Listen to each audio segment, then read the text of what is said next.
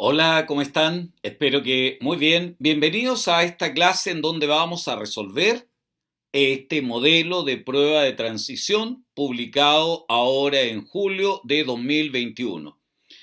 Vamos con la parte biología. Esta es la fuente de donde extraje las preguntas correspondientes. El DEM pide que hagamos la cita correspondiente. ¿Ok? Modelo oficial entonces de la prueba de transición en la parte biología común. Se van a dar cuenta ustedes que es bastante fácil esta prueba, así es que si la oficial es así, fantástico. Pregunta número 1. Por error, un grupo de estudiantes se mueve un tejido vegetal proveniente de una hoja desde un medio isotónico, igual concentración de solutos, a un medio hipertónico, o sea, con mayor concentración de solutos. ¿Qué le va a pasar a esta célula? Muy bien, pierde agua. ¿Cómo se llama esto en célula vegetal? Muy bien, eso se denomina plasmólisis. En un ambiente hipertónico, o sea, donde hay mucho soluto, este soluto le dice, ven agüita, la célula se deshidrata, eso se llama plasmólisis. Lo contrario, aumenta la turgencia en un medio hipotónico, por eso esto no es. Crenación, ese es el nombre que se da cuando ocurre en glóbulos rojos. El equivalente a una plasmólisis en célula vegetal, en la célula animal se llama crenación. Apoptosis, no, eso es muerte celular programada. Citólisis, no, eso es lo que ocurre cuando la célula expuesta en un medio demasiado hipotónico, en agua destilada, por ejemplo, se hincha y se revienta. Así es que así de fácil, pues. Esto se llama plasmólisis. Bien, vamos con la número 2 de inmediato. Si una célula posee gran actividad en su retículo endoplasmático liso, por eso tiene gran desarrollo de su retículo endoplasmático liso. Entonces, ¿cuál de las siguientes funciones se asocia directamente a esta célula? Muy bien, uno piensa en liso, él fabrica lípidos, ¿verdad? Incluyendo los fosfolípidos, incluyendo aquellos lípidos de membrana, incluyendo aquellas hormonas de naturaleza lipídica, pero no se olviden que este retículo endoplasmático liso que estamos viendo aquí también se encarga de la detoxificación. Aquellas sustancias tóxicas que consumimos, medicamentos, drogas, son eliminadas por este retículo endoplasmático liso. ¿Síntesis de proteínas? No, eso es del rugoso. Glicosilación, principalmente aparato de Golgi, retículo rugoso. Síntesis de unidades ribosomales, no, eso es función del nucleolo. Detoxificación, por supuesto. Detoxificación. Absorción de sustancias, eso lo hacen las membranas. Mire qué fácil. ¿Está bien? Entonces la número 2, la alternativa es detoxificación celular. Vamos con la número 3. El gráfico muestra los niveles plasmáticos de la hormona luteinizante, la LH, en 3 grupos de mujeres sanas entre 18 y 22 años de edad con ciclos ováricos de 28 días. La LH aquí está en el grupo 1, bastante baja. En el grupo 2, la hormona luteinizante, bastante alta. Y en el grupo 3, baja de nuevo. Sabiendo que el grupo 1 corresponde a mujeres en el día 10 del ciclo, ¿cuál de las siguientes opciones es una inferencia, una suposición? Todo lo que hemos visto está grabado aquí en mi canal, las clases, ¿verdad? Desde el año pasado, la célula eucariótica, de gráficos también, método científico también está. Entonces, las mujeres del grupo 1 están en sus días fértiles. No, los días fértiles coinciden con un brusco aumento de la LH responsable de la ovulación, ¿verdad? Ahí están los niveles. Estas son las gonadotrofinas secretadas por la hipófisis, la LH y la FSH. Siempre el pico mayor corresponde a la LH. Ella es la principal responsable de la ovulación. ¿Y cuándo aumenta, profesor? El día 13, el día 14, si el ciclo demora 28 días como nos dicen aquí. Y después baja, por supuesto. O sea, podríamos pensar en esto nosotros, ¿verdad? A nivel de la LH y baja. ¿Está bien? Los estrógenos y la progesterona, esta última propia de la segunda mitad del ciclo sexual. Entonces, ¿cuál de las situaciones es una inferencia, una suposición correcta? ¿Las mujeres del grupo 1 están en sus días fértiles? No, falta todavía. ¿Las mujeres del grupo 2 están ovulando? Sí, se produjo ese brusco aumento de la LH responsable de la ovulación. Siempre hay que leer todas las alternativas, ¿verdad? ¿Las mujeres del grupo 1 están menstruando? No, no todavía. No, en el ciclo sexual no. Se produce por una baja de LH la menstruación. No podemos suponer eso. ¿Las mujeres del grupo 2 están menstruando entonces? No. Ni la 2 menos está en su día más fértil. ¿Las mujeres del grupo 3 están ovulando? No. Para que haya ovulación se requiere un brusco aumento de esta hormona luteinizante. Así que no hay más, pues. Las mujeres del grupo 2 están en su periodo de ovulación, porque el nivel de la LH es sumamente alto. ¿Está bien? Ok, por eso es la B. Las mujeres del grupo 2 están ovulando, ovocitando. Acuérdense que lo que la mujer ovula en realidad es un ovocito secundario. Un investigador está realizando un estudio sobre diabetes tipo 1, para lo cual plantea una serie de preguntas con el fin de confeccionar un cuestionario que aplicará a personas con esta condición de la diabetes tipo 1. ¿Cuál de las siguientes preguntas generaría datos que pueden ser analizados solo de manera cualitativa? Cualitativa, no cuantitativa. ¿Qué quiere decir cualitativa, profesor? Esto es método científico, lo tengo grabado en este canal. Método científico parte 1, parte 2. Hay variables cuantitativas y cualitativas. Son aquellas que no se pueden cuantificar, ¿verdad? Esto lo extraje de lo que les grabé en el video correspondiente. Es aquella que representa un atributo del organismo en estudio, ¿verdad? Su representación no puede ser numérica.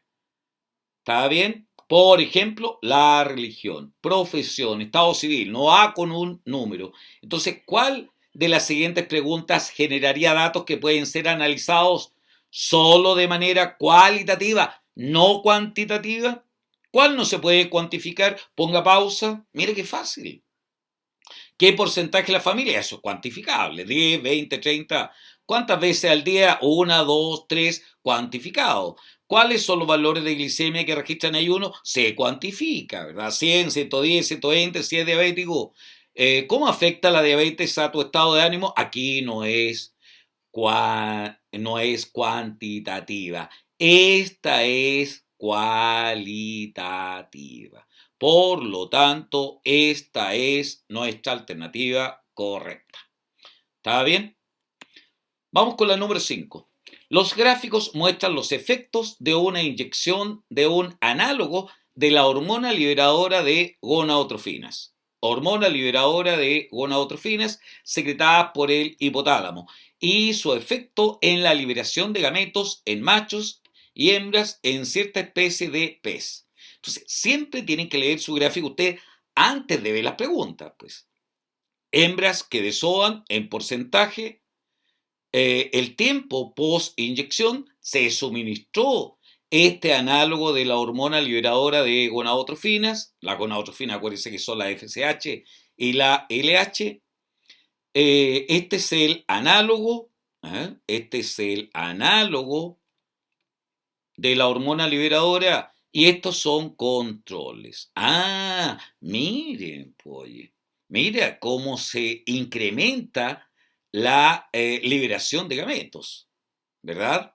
En hembras y en machos también, ¿verdad? Muy por sobre lo que es el grupo control. ¿Qué más podemos ver aquí? El tiempo post-inyección. En las hembras el tiempo post-inyección se observa cerca de las 20 horas, ¿no es cierto? Y en machos se observa mucho más rápido, ¿verdad? Veamos ahora que hemos analizado esto, las alternativas del análisis de los gráficos. Solamente basado en esto. ¿Cuál de las siguientes afirmaciones es correcta con relación al análogo de la gonadotrofina? ¿Está bien? Esta gonadotrofina triplica la liberación de gametos respecto de los controles en ambos sexos. Triplica 1, 2, 3, 4, 5. No, mucho más que eso, ¿no es cierto? Produce su máximo efecto 24 horas después de su inyección en ambos sexos. 24 horas después, sí, muy cercano a las 24 horas. Pero aquí, no, aquí en machos no. ¿Produce su máximo efecto 24 horas después? No. Aquí la respuesta es inmediata, ¿verdad? En machos los efectos ocurren en menor tiempo que en hembras. En machos los efectos, oye, al tiro, pues, al tiro, ¿no es cierto? Ocurren los efectos, claro. Exactamente. Sí, pues. En las hembras se demora 20 horas, en machos es instantáneo. ¿En hembras presenta un efecto inhibidor? No. En las primeras 12 horas no se inhibe nada. En hembras, ¿verdad? En hembras. ¿Hay una inhibición? No. Siempre es mayor. En las primeras 12 horas, nada, porque el control recién se ve a esta hora. Así es que no. La única posible respuesta entonces es la alternativa C. ¿Está bien, niñas y niños? Vamos con la número 6. El siguiente esquema representa dos mecanismos de regulación del sistema endocrino humano. La hipófisis produciendo hormonas. Esta es la glándula maestra, controlada, claro, por el hipotálamo. La hipófisis produce algunas hormonas que actúan sobre una glándula endocrina y esa glándula endocrina produce otra hormona que actúa sobre tejidos provocando determinados efectos. Y hay algunas que actúan directamente sobre la glándula y en ellas se ve el efecto, ¿verdad? Entonces dice aquí, ¿cuál de las siguientes hormonas se ajusta al mecanismo de regulación ejercido por la hormona número 1? ¿Qué hormona produce la hipófisis que actúa sobre otra glándula endocrina para que ella produzca otra hormona? Veámoslo pues. Entonces me dice la hormona número 1. ¿Cuál de las siguientes hormonas se ajusta al mecanismo de regulación ejercido por la hormona 1? ¿La prolactina? No, la prolactina secretada por la hipófisis actúa directamente sobre glándulas mamarias, no actúa sobre glándulas endocrinas, por lo tanto, prolactina no es. ¿Estrógenos? No, la hipófisis no produce estrógenos. Produce las gonadotrofinas, ¿verdad? La FSH y la LH, pero no producen estrógenos. Progesterona tampoco, no produce progesterona, o sea, ya llegamos a la alternativa. Así es fácil. ¿La folículo estimulante? Sí. La hipófisis produce esta gonadotrofina, la FSH, que actúa, ¿verdad?, sobre otra estructura con función endocrina que produce la hormona 2. La folículo estimulante estimula a las células foliculares con función endocrina para que produzcan estrógenos, responsables de la proliferación del endometrio uterino. La única posibilidad, pues ven, así de fácil. ¿Está bien? Entonces es la alternativa D. Vamos con la número 7. A partir de la investigación del sistema endocrino se han desarrollado múltiples alternativas que permiten el control de la natalidad. Una de estas corresponde a los métodos hormonales combinados con estrógeno y progesterona, que operan mediante retroalimentación negativa. Exactamente. Al respecto, ¿cuál es el mecanismo de acción de estos métodos? Oye, nos dan la respuesta en la misma pregunta. Lo corresponde a los métodos hormonales combinados que opera mediante retroalimentación negativa, o sea, en base a estrógenos y progesterona que inhiben a la hipófisis anterior e inhiben al hipotálamo. Por lo tanto, el hipotálamo produce menos hormonas liberadoras para las gonadotrofinas. Por lo tanto, la hipófisis produce menos hormona luteinizante, menos hormona folículo estimulante. Por lo tanto, no hay ovulación. Recuerden que la LH es la principal hormona responsable de la ovulación. Eso es todo entonces. Además, ¿cómo se llaman estas pastillas anticonceptivas o píldoras anticonceptivas? Se llaman anovulatorios. ¿Qué es lo que hacen? ¿Cuál es el mecanismo de acción? ¿Inhibir la movilidad? No, nada que ver. ¿Impedir la liberación del ovocito? Claro. ¿Favorecer la maduración de los gametos? No. ¿Inducir la muerte? Tampoco. ¿Modificar el pH vaginal? Tampoco. Eso es todo, pues. Son anovulatorios. Impide la liberación del ovocito secundario. Fácil también, ¿no? Vamos con la número 8. El siguiente esquema representa una célula en división meiótica. Meiótica. ¿Qué observamos aquí? Cromosomas homólogos migrando a polos opuestos. Todavía dobles. Y esto ocurre en la primera división meiótica. Esto corresponde a la anafase 1. Solo en la meiosis y solo en la primera división meiótica, los cromosomas homólogos migran a polos opuestos. Si fuera mitosis, estarían los 6 en línea, ¿no? 3, 4, 5, 6. E irían 6 para cada lado. Pero esto es meiosis, primera división meiótica, reduccional. Entonces corresponde a la anafase 1, como vemos aquí. Solo en la anafase 1 migran a polos opuestos cromosomas homólogos, todavía formado por dos cromátidas.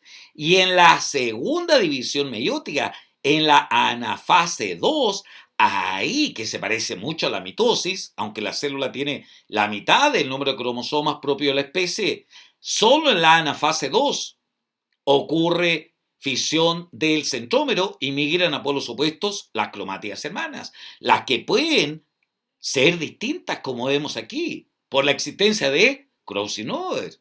En la etapa paquiteno o paquinema, en la profase 1. Sí, esto está grabado también, meiosis, aquí en mi canal. ¿Está bien, niñas, niños? Así que no hay otra opción. Es anafase 1. Profases empiezan a ver, prometafase migran hacia el ecuador, metafase al medio y en la anafase migran a polos opuestos. Cromosomas homólogos solo en la primera división meiótica. Ahí está, pues. No hay más. Número 9. En la piel de la especie humana, con 46 cromosomas, es el cariotipo nuestro, ¿verdad? Las células poseen una alta tasa de recambio, la cual está mediada por la presencia de células troncales epidérmicas. Siempre están haciendo mitosis, ¿verdad? Residen en la lámina basal de la epidermis y son las únicas mitóticamente activas. Las células hacia arriba se van muriendo. Estamos cubiertos, rodeados por una capa de células muertas, ¿verdad? Al respecto, ¿cuántas cromátidas presentaría una célula troncal en metafase? Si están en metafase, aquí tendríamos 41, 42, 46 cromosomas, ¿no es cierto?, en la metafase. ¿Cuántas cromátidas? Recuerden que cada cromosoma tiene dos cromátidas hermanas. Entonces, ¿cuántas cromátidas habría? 92, pues. No hay más. En la metafase están ubicadas justo en la línea del ecuador. Ahí está.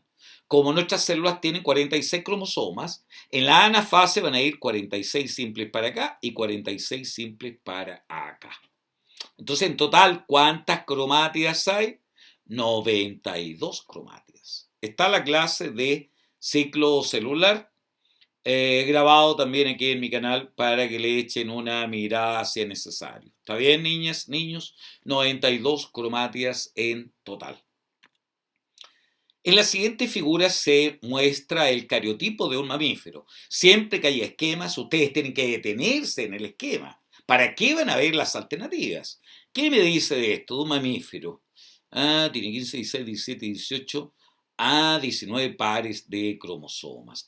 Y este es un macho, ¿verdad? Tiene cromosoma XY. ¿Está bien? Estos son cromosomas sexuales. ¿Cómo se llaman los demás cromosomas?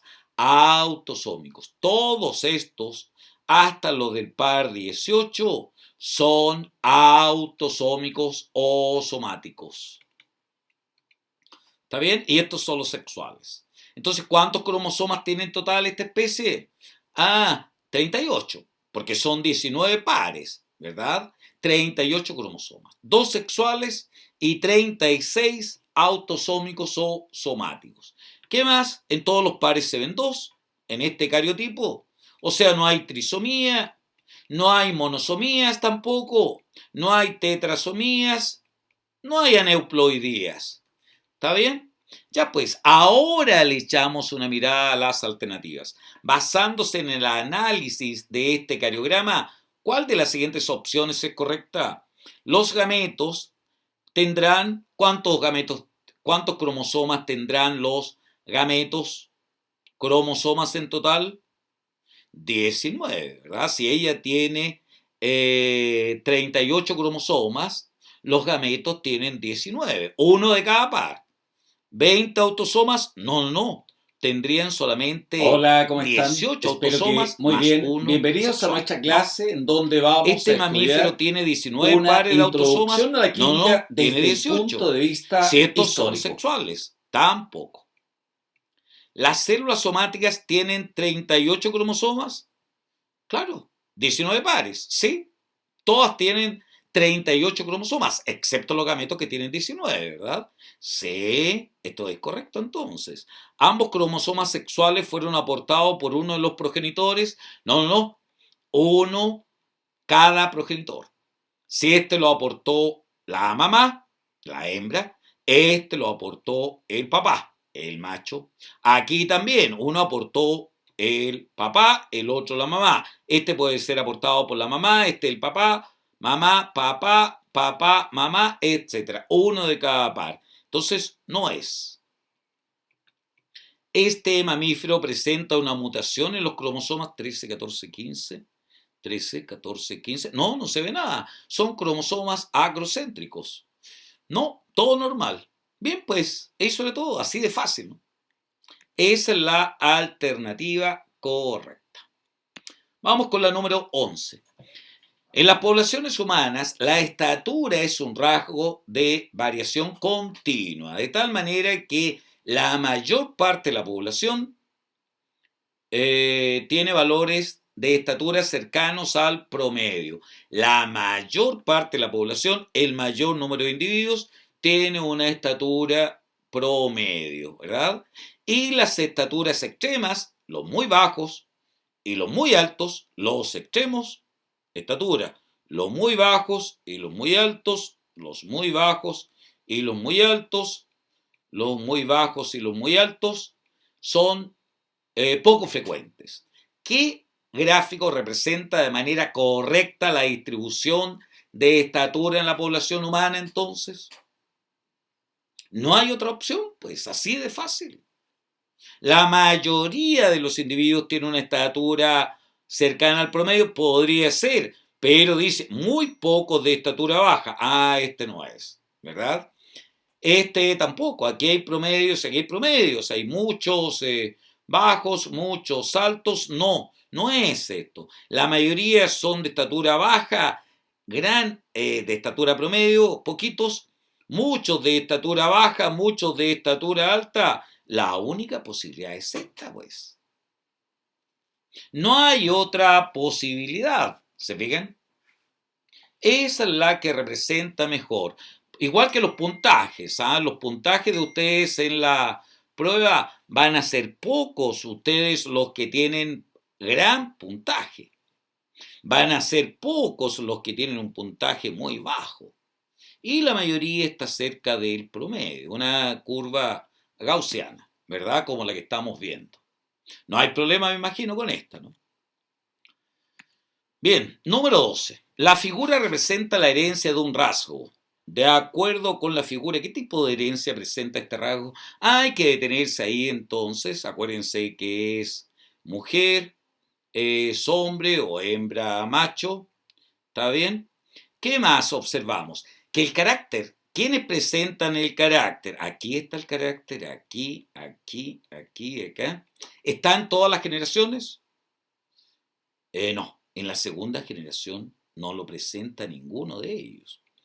Ah, cuando un carácter lo presenta un hijo o una hija y ninguno de los papás lo presentan, ese carácter es recesivo.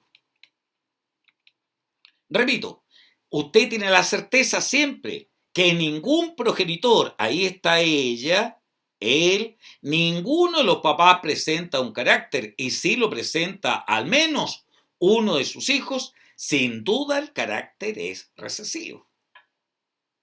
¿Puede ser ligado al cromosoma X?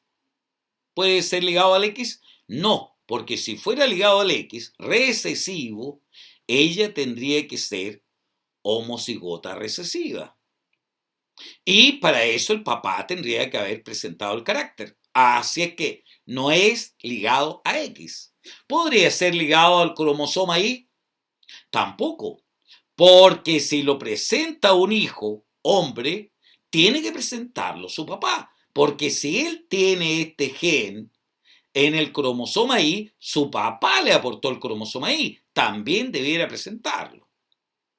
Entonces es un rasgo recesivo, no ligado al X ni al Y. Veamos las alternativas. De acuerdo con la figura, ¿qué tipo de herencia presenta este rasgo? ¿Dominante? No. Porque si fuese dominante y lo presenta uno de sus hijos, ¿quién le aportó este gen dominante? ¿El papá o la mamá? Y no presentan el carácter. No. ¿Autosómico recesivo? Claro, ¿verdad? Suponte tú, R minúscula, este papá aportó R minúscula, la mamá R minúscula, siendo heterocigotos, claro. Ah, podría ser, exactamente. ¿Dominante ligado al X? No, no es dominante. Menos ligado al X. ¿Ligado al cromosoma Y? No, porque siempre que se trate de un gen ligado al Y y lo presenta un hijo varón, tiene que presentarlo su padre, que le aportó el cromosoma Y. Tampoco. Así de fácil. Bien, ¿cómo le fue? Excelente, sí le fue bien. Vamos con la número 13. En sistemas altamente productivos como los arrecifes de coral del Océano Pacífico, se han descubierto ecosistemas con pirámides de biomasa invertida. Sí, hay pirámides de biomasa invertida. Estos contrastan con la visión clásica donde los productores presentan los mayores valores. Claro, una pirámide clásica, ¿verdad? Está la pirámide de biomasa. Ah, sí, esta es la clásica, ¿no es cierto? Igual que la de números. Es así. Pero también se dan pirámides invertidas. Y siempre en la base de las pirámides están los productores. Consumidor primario, consumidor secundario si lo hay, consumidor, pero es una pirámide invertida. ¿Cómo se explica esto, niñas, niños? ¿Cómo tan poquitos productores, como el fitoplancton, mantiene a tantos organismos del zooplancton? ¿Se acuerdan de esta terminología? Muy bien, lo que pasa es que ellos se van renovando permanentemente. La tasa reproductiva de ellos es mucho mayor que aquí. Se van renovando permanentemente. Eso explica el por qué una pirámide puede ser invertida. Entonces, ¿cuándo es invertida? Cuando existe mayor abundancia de presas que depredadores, mayor abundancia de presas que depredadores. No, esta sería la presa depredador, si lo hubiera, no. Cuando los herbívoros presentan una baja eficiencia de consumo, nada que ver. Cuando los productores presentan elevada tasa de recambio, claro, ahí está. Cuando hay una alta tasa de extracción de productores, no estamos extrayendo productores. Cuando los productores son de gran tamaño, no tiene nada que ver porque es de biomasa. Aunque sea grande, la biomasa es la que nos interesa. ¿Ya? Esto es como el caso, por ejemplo, de si viniera un ecólogo marciano a nuestra casa y diría, ¿cuánto pesan en tu casa? Todos ustedes. A lo mejor pesan unos 200 kilos, ¿verdad? ¿Y de qué se alimentan? Esta es la cantidad de alimentos. ¿Cuántos alimentos hay en tu casa? 20 kilos. Entonces él diría, ¿cómo con 20 kilos de comida que hay en tu casa en total se mantienen 200 kilos? Ah, le diría a usted, no, señor ecólogo marciano, lo que pasa es que estos alimentos se van renovando permanentemente, ¿verdad? No son los mismos que había en un momento determinado. Tienen una alta tasa de renovación. ¿Está bien? Vamos a la feria, vamos al supermercado, se van renovando. ¿Te fijáis? En cambio, estos 200 kilos son los mismos. ¿Está bien? Ok. Eso es entonces la alternativa correcta.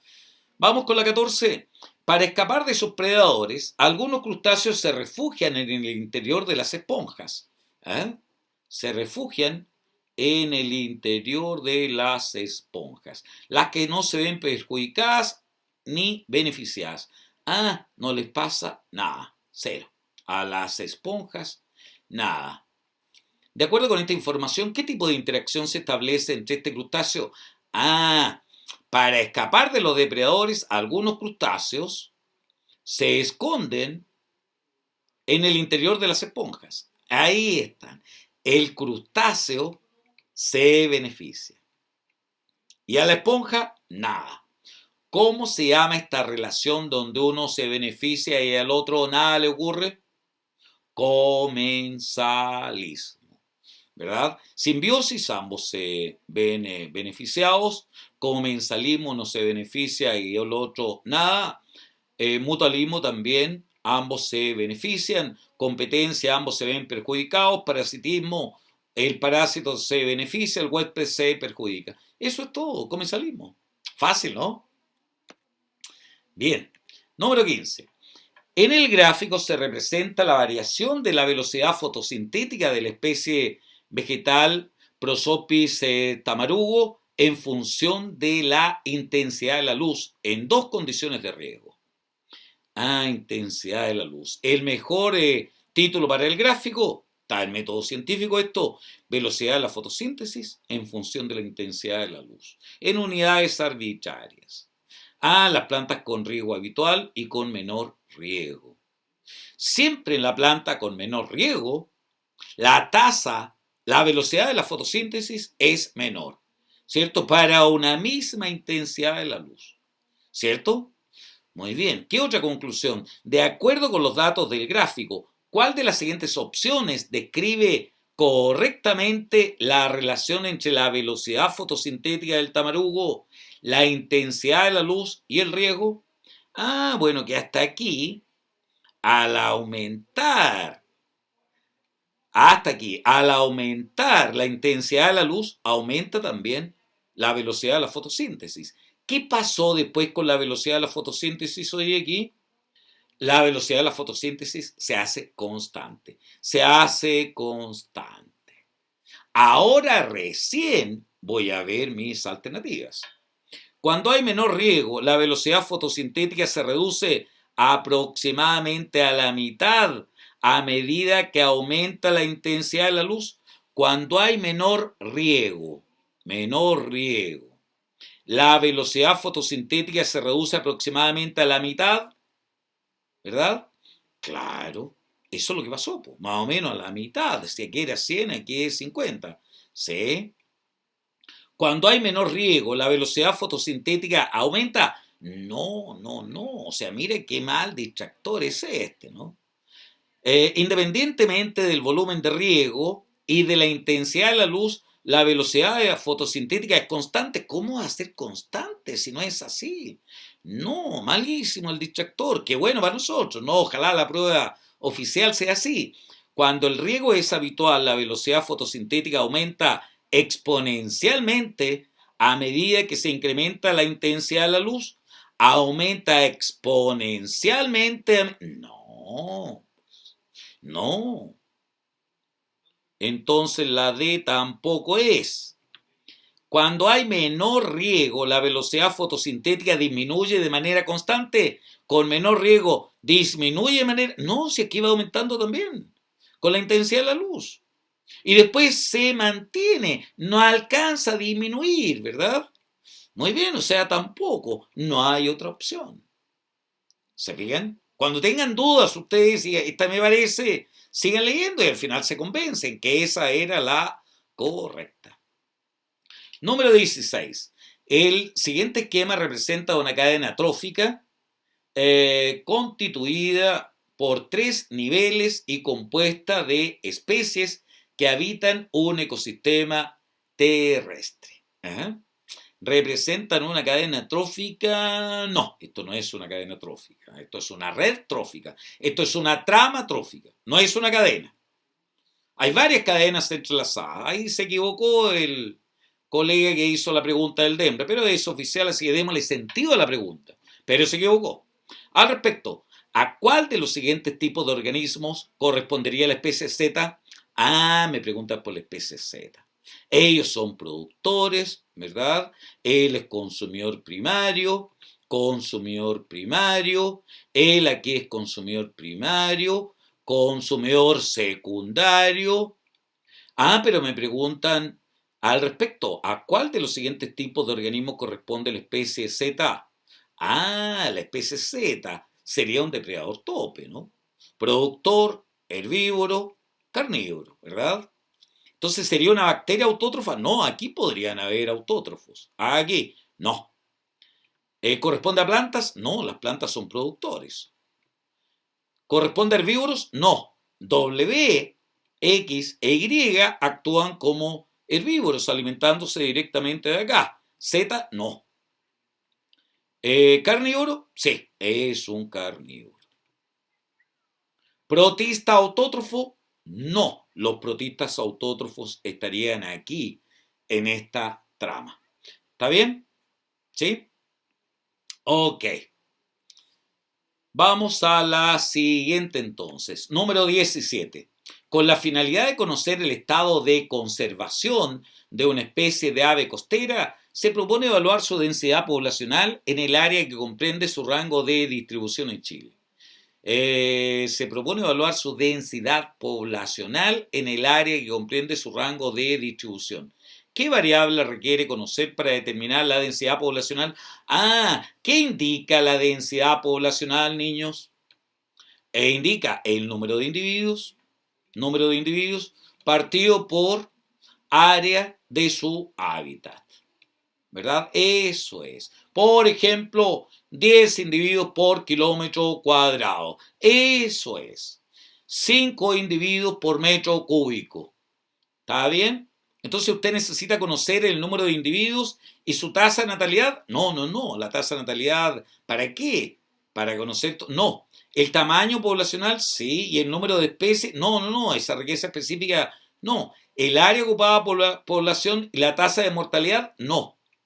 El número de individuos de una población y la superficie ocupada por esta, claro, eso corresponde a su densidad poblacional. La superficie ocupada por la población y la biodiversidad, no, la biodiversidad, nada que ver. La riqueza específica, nada que ver. Así es fácil, ¿no? 17, opción D.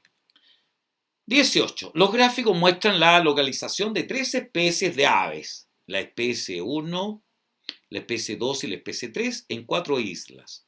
En la isla W, en 4 islas. En la isla X, en la isla Y y en la isla Z.